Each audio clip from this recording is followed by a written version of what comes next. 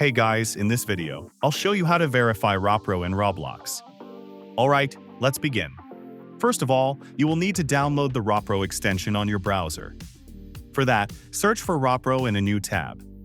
After that, open the Chrome Web Store website and then install the extension.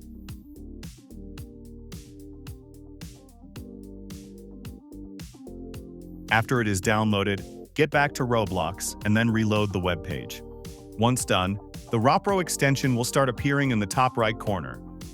Now, click on the Verify User button, and you're going to get two options. Now, you can either verify your Roblox account in-game, or you can connect your Roblox account.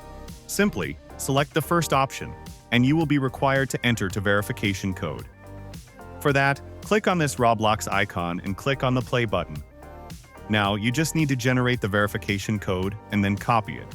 Once copied, paste it into the required field and you'll be good to go. So that's basically how you can verify RoPro in Roblox. And that's it for this video. If you find this helpful, consider subscribing and giving this a big thumbs up. Thanks.